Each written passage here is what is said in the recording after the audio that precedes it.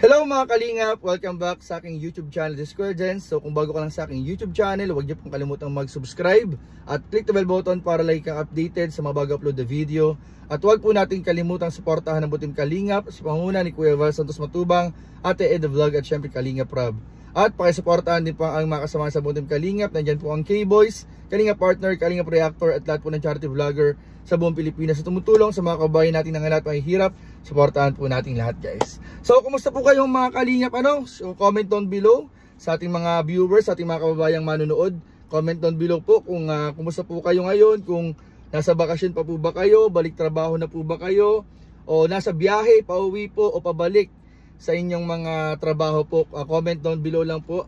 At ayun nga po mga kalingap, bago tayo mag-vlog, bago tayo mag-live, bago tayo gumawa ng reaction video, ay naisip ko po mga kalingap, parang maganda po na every morning po ay magkakaroon po tayo ng word sharing, word sharing po ng salita ng Lord. At sana po supportahan po ninyo mga kalingap, palike and share na rin po para marami pong makapanood, marami pong makarinig ng salita ng Lord mga kalingap, kasi napakaganda po na sa bawat ginagawa po natin, sa lahat ng ginagawa po natin mga kalingap, laging ang Lord po ang ating inuuna bago ang lahat. So ngayong umaga ay ito nga po, yung ibang mga kasamahan po natin ay balik trabaho na po. Yung mga manonood po natin balik trabaho na.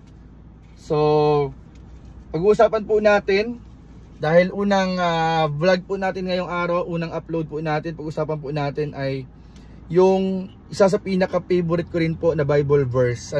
So alam ko may mga kanya-kanya po tayong paboritong Bible verse. Kung kayo po may mga favorite na Bible verse, i-comment nyo po mga kalingap sa ibaba para ma-share po natin yung mga paborito nating Bible verse. So akin po mga kalingap, ang pinaka-paborito ko po talaga, isa sa napakarami kong paborito, yung Matthew 6:33.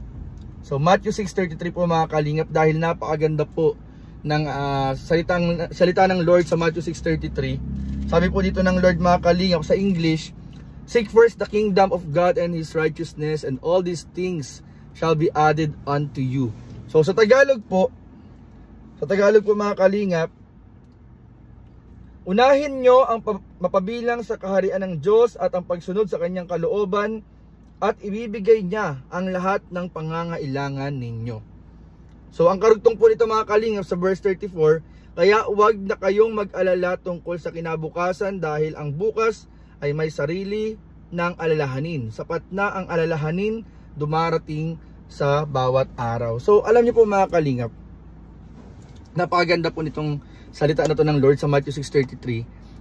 Pinapaalalahanan po tayo ng Lord sa bawat ginagawa po natin, sa lahat po ng ginagawa natin mga kalingap, para maging successful, para maayon po sa mga plano ng Panginoon, ay palagi po natin uunahin ang pagsik sa kanya. Ibig sabihin mga kalingap, sa umaga, pagkagising pa lang po natin ay manalangin na tayo na gabayan yung ating buong araw, gabayan yung ating mga susunod pang araw, yung buong linggo. Ingatan tayo sa paglabas ng bahay, sa mga ginagawa natin, sa mga trabaho, sa mga pagbiyahe. Yung mga kasama natin ay ingatan din, yung mga mahal natin sa buhay, ingatan. So napaka-mahalaga po mga kalingap, sa umaga pa lang po ay inuuna na po natin ang Panginoon mga kalingap. Yung pagbibigay ng pasalamat sa kanyang pag-iingat habang tayo natutulog, yung pag-iingat sa ating buong pamilya, ay napakahalaga po ng pasalamat na yun mga kalingap. Napakarami pong bagay ang pwede nating sabihin sa Panginoon sa pagmulat pa lang po ng mata po natin. Napakarami natin pwedeng ipagpasalamat at ipanalangin sa kanya sa buong araw mga kalingap. Syempre po, mas maganda po na yung buong araw po natin ay covered po o balot po ng panalangin, para po sigurado natin na yung mga mangyayari po sa atin sa buong araw ay naayon po sa plano po ng ating Panginoon Jesus mga kalingap. At ayun nga, sa Matthew 6:33, sinasabi dito mga kalingap na napakarami nating pangailangan. Meron tayong pangailangan sa material na bagay, meron tayong pangailangan sa pinansyal, may pangangailangan sa kagalingan, may mga pangailangan sa pagpapatawad. Marami po tayong kailangan mga kalingap. Marami po tayong mga dinudulog sa Panginoon.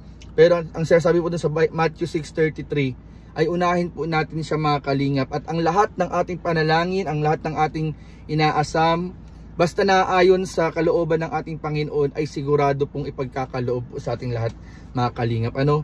At alam niyo ba, mga kalingap, i-testimony ko, mga kalingap, i-testify ko po, mga kalingap, na meron po dating mga pagkakataon na parang hindi ko na po alam yung hindi ko na po alam, mga kalingap, yung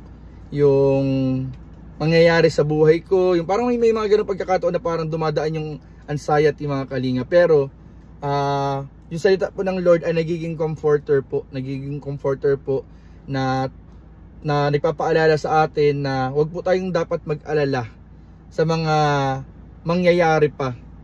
Kasi yung mga, sabi nga po sa verse 34 kanina, sapat na po yung mga alalahanin ngayong araw. Huwag po tayo masyadong mag-overthink. Paano yung mga kakainin ko bukas? Paano yung mga kakailanganin ko sa susunod na linggo? Paano yung mga kakailanganin ko sa susunod na buwan? Huwag daw po muna natin isipin yung mga pangailangan sa mga susunod na araw. Pagpokusan muna natin yung mga ngayong araw lang. Mag-focus lang po tayo dun sa mga suliranin. Kasi sapat na rin po yung mga suliranin ngayong araw. Huwag po tayong mag-focus dun sa mga hindi pa nangyayari. So pero meron po mga salita ang Panginoon na magko-comfort po sa atin. Katulad po ng Jeremiah 29:11. Sabi sa Jeremiah 29:11, for I know the plans I have for you, says the Lord, plans to prosper you and not to harm you, plans to give you hope and a future. Ibig sabihin po, basta tayo ay nasa Panginoon, wala po tayong dapat ipangamba, mga kalingap, sa ating hinaharap, sa ating future, sa ating mga pangarap, dahil sigurado po ay ang Panginoon po nangako po na merong magandang plano para po sa ating lahat, mga kalingap. So doon pa lang po sa promise pa lang po ng Lord, sa assurance pa lang po ng Lord, ay makasigurado na po tayo na ensured na po, yun, ensured na po, mga kalingap, yung natin, yung future po natin, mga kalingap. Wala po tayong dapat ipag-alala na ang kailangan lang po natin ay lakaran araw-araw yung mga salita niya, yung pagsunod sa kanya, at ayun, sa kanya, lalo pang pag-seek sa kanya, lalo pang pagkilala, pagkakaroon ng personal na relasyon, pag-aalam ng katotohanan na ayon sa kanyang mga salita, at napakarami po, mga kalingap, bagay. Kaya importante talaga, mga kalingap, na bago ang lahat, kailangan ay ayusin po natin ang ating relasyon sa ating Panginoon, yung ating pagkakakilala sa kanya, na hindi lamang siya, mga kalingap, hindi lamang siya kaibigan, kundi siya po, mga kalingap, ay ang Diyos. Siya po ang Lord of Lords, ang King of Kings, siya po ang ating tagapagligtas.